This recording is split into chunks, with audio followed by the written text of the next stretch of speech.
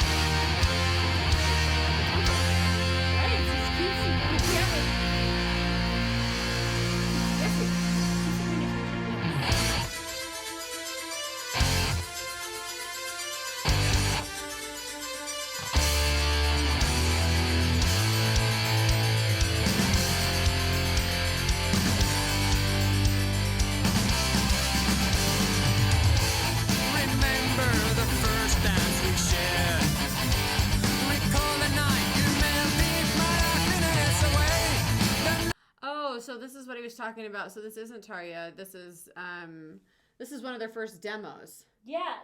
So there's Tomas? Yes. Singing? I think so. Okay, so this is one of their first demos before Tarja got involved with the band. Yes. Okay. All right. Yes. I was like, that does not sound like a female vocalist. No, yeah, that's what I thought. Okay. Because when you said... Well, and in the description for this, it said vocals Tarja. Oh, well, maybe she comes in later. I don't know. Maybe that's I have no idea. But anyway, so I guess this is Tomas. Remember the first dance we shared. Recall the night you melted my happiness away. The night you left with a kiss so kind. Only a scent of beauty left behind. Would you feel I remember the night? The moon and the dreams we shared. You dream of love in my hand, dreaming of another life. But you knew we were kiss of the beast.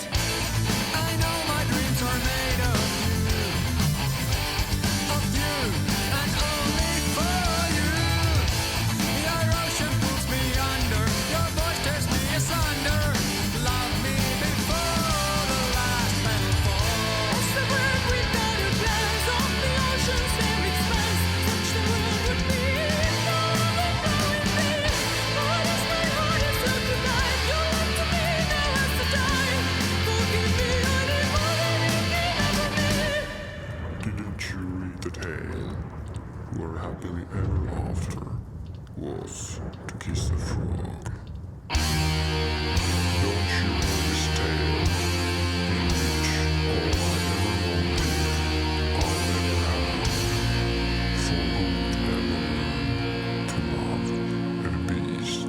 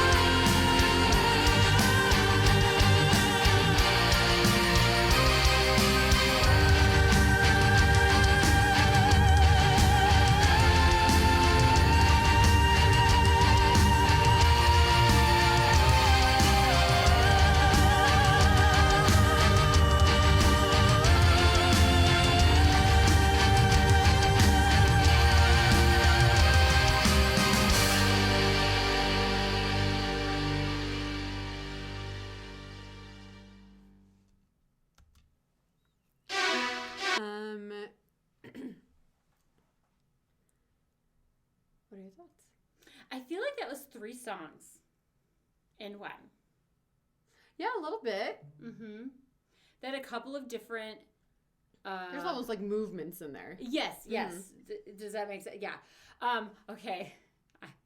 I hope everybody doesn't hate me for this. The one guitar break, guitar solo, it was totally giving me Top Gun vibes. The song has a very retro feel to it. I was totally feeling like with the synth in there and just the guitar tone and stuff like that. I wonder when this was put out. Because he did say this was a demo. 1996. Okay. So, yeah, it does have very retro feel to it. Mm-hmm. And so you could hear that. Mm-hmm. For sure. I will say that the lyrical content was not my most favorite. Mm-hmm.